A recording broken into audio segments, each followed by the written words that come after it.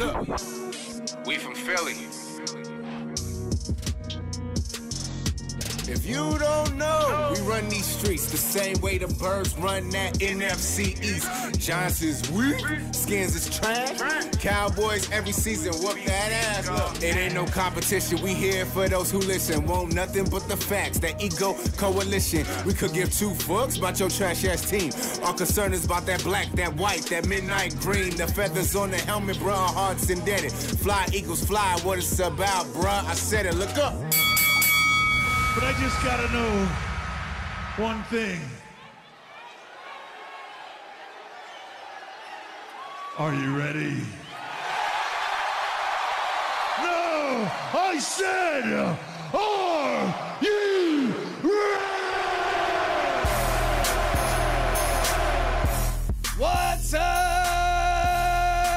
Philadelphia? We are live broadcasting from Wildfire Sports Studios. Welcome to the 4th and JAWN episode number 58. Boys and girls, let me ask you a question. What happens when the third-ranked player, according to the NFL Top 100 players in the league, comes back to the number 1 rated team in the power rankings and the defending Super Bowl champions? Boys and girls, Carson Wentz is coming back stronger and more determined than ever. And it's got to make the rest of the NFC East and the rest of the NFL sick to their stomachs. Now, I'll be honest with you guys, and I mean, I can't be the only one. I got so caught up in what happened after Carson Wentz went down. Nick Foles coming in and playing, the dog mask, the next man up mentality, the underdog situation, beating the Falcons at home in the playoffs, spanking the Minnesota Vikings, going on to the Super Bowl, beating Tom Brady and Bill Belichick, winning our first Lombardi, coming home, having a parade, seeing those rings for the first time. I got so caught up in what happened after Carson Wentz went down that I didn't forget how good Carson Wentz was. But man, it was so sweet to have a little reminder of how good this guy is, seeing him on the NFL Top 100 ranked at number 3. And we are talking about a guy who broke the Eagles franchise record for single season touchdowns, a mark that was 50 some odd, I think 56 years in Eagles history. We're talking about a guy who had the 4th most passing yards in a single season, behind 2 by Donovan McNabb and 1 by Randall Cunningham. And when I say the 4th most, I mean a margin less than 200 yards. This guy broke the touchdown record with 3 games in the pocket. This guy almost beat the single season passing yard franchise record. And one more game, he would have broke it. 2 more games, he would have busted open by 400, 500 yards. We kind of forget how good this guy is statistically, but you guys know me as a guy that doesn't dive headfirst into statistics. You know I'll use them. You know I'll look at them, but I'm all about the eyeball test. And it was so great to go back and revisit some of those highlights of those key plays made by Carson Wentz. Whether we're talking about the first game against the Washington Redskins, him hitting Nelson Aguilar deep, eyes down the field, avoiding a sack. Whether we're talking about the Seattle game when he's on the sideline, tippy-toeing, throwing across his body and hitting Nelson Aguilar down the field on the sideline. Or again against the Redskins with a dude in his face throwing off of his back foot and hitting Corey Clement in the end zone. Or when he escaped from that cluster that was and ran for that first down. This guy passes the eyeball test. Not only passes it, but blows it out of the water. I didn't forget how good he was, but it's so sweet to be reminded. Because in his 2nd year in the NFL, this guy, we had the glimpse of the best quarterback performance in franchise history. And we're talking about guys like Ron Jaworski, Randall Cunningham, Donovan McNabb. Guys that defined eras of Eagles football, and we're getting him back. It's not only what he does on the field, in the numbers, or the magic passing the eyeball test. It's what he does off the field and the determination and the attitude that he has to get better. This guy is so determined to get back to the Super Bowl and win a ring of his own. And if you don't believe me, go back and rewatch that top 100. When teammates like Lane Johnson have this to say. He's able to retain so much information, and just going into a game, there's so much you can do with him. What makes him so special is his elusiveness. He can get out the pocket, pulls hat tricks out the bag week in and week out. One of the plays that stuck out to me, we were in Seattle, he rode towards the sideline, made a 50-yard bomb. I don't know how Wentz got the ball there. I was like, okay, this dude's the real deal. That's a teammate, Lane Johnson. We got another teammate, Jason Kelsey. He had this to say about Carson Wentz. He's genuinely a junkie about the game. He wants to learn. He wants to get better. He's so competitive. He wants to be the best. And Doug Peterson had this to say during that segment. This kid's unbelievable. The way he prepares, the way he practices. Does a lot of things that you can't teach, you know? What are you talking about? You're talking about preparing. You're talking about practicing. You're talking about having the right mindset to be a champion and bring back another Lombardi to Philadelphia. Quite frankly, boys and girls, I can't wait to see number 11 back on the field. We're off the beach and back in the studio here at New Media Studios. We had to take a little time off. They renovated the studio. We have a little bit of what we used to have at New Media Studios here. So it kind of feels like home. And goddamn, we might even take some phone calls today. Oh, we might do it. It might happen. But first, Mr. Gale Saunders, Eagle Sessions on Twitter. Tan lines and everything. He is back in studio. How are you, my friend? Pretty good, man. Black man tan's going on here. Yeah, I didn't know I could burn that way. But you know who's burning up the joint is Carson Wentz, man. He's just been amazing. I mean, that guy has been selfless from day one. A team guy from day one. And there's a motto they live by at North Dakota State University.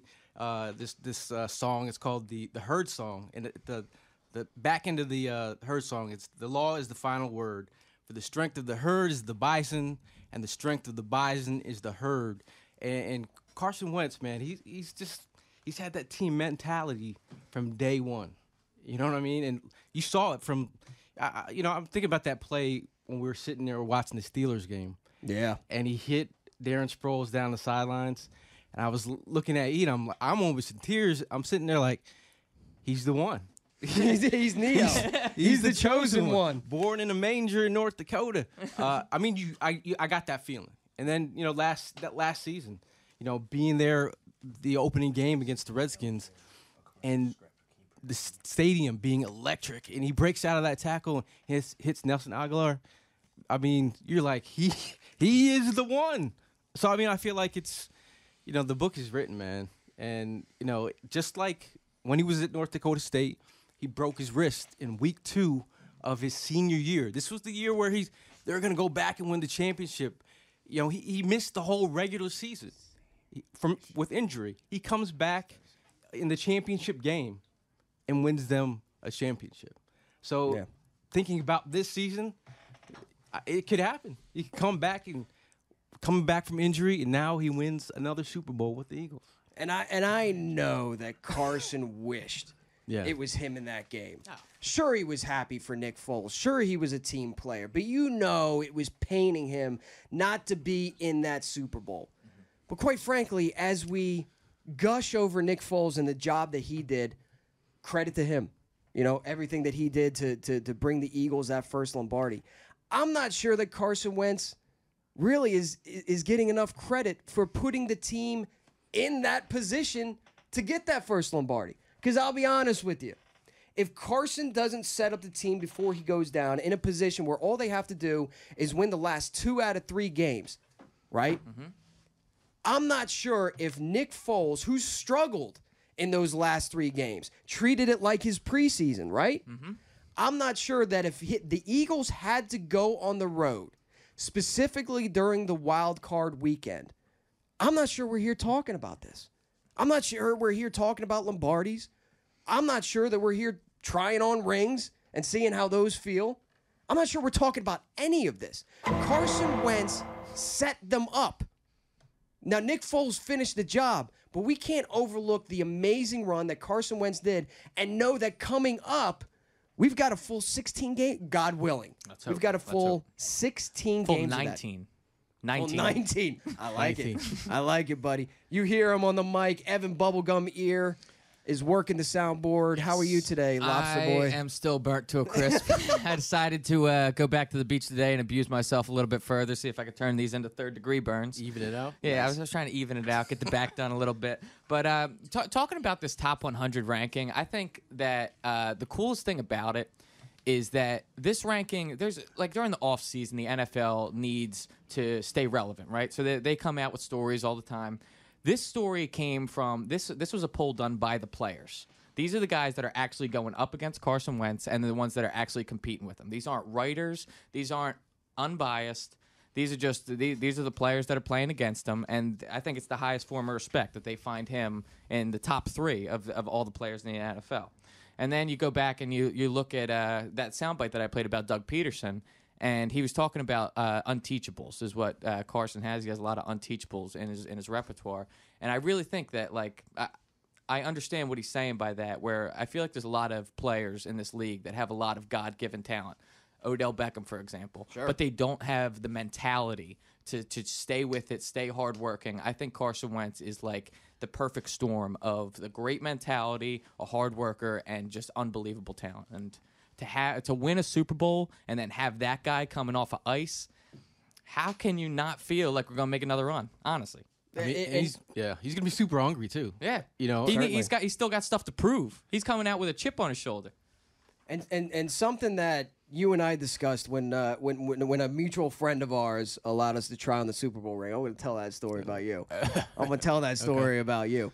But you know, we had a good 30 minutes to kind of just talk with him and what life was like post Super Bowl, being in the Eagles front office and being around the team. And one of the things that we asked him was, what's the vibe? Like, what are the players as willing to move on as Doug Peterson said? Because when they got the rings, when the clock struck midnight, the carriage turns back into a pumpkin, and we go back to the new norm, and we start grinding and paying attention to what's going to happen in 2018. Were the players, like, feeling that, or was that kind of a lost message? And the one thing that he spoke to was he feared going after the Super Bowl, going back into the office and everything, he feared complacency.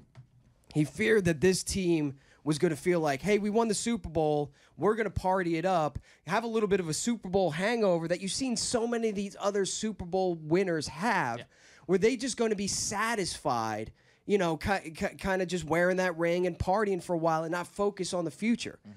But he said he was pleasantly surprised not only how focused this team is, but they are hungrier at this point, right here, right now, than they were last year.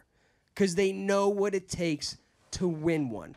They know the expectation. They've tasted victory, and they want it again. And they are absolutely 100% listening to Doug Peterson in the fact that now it's time to focus on 2018 because this is the new norm. You know the prep work that needs to go into it.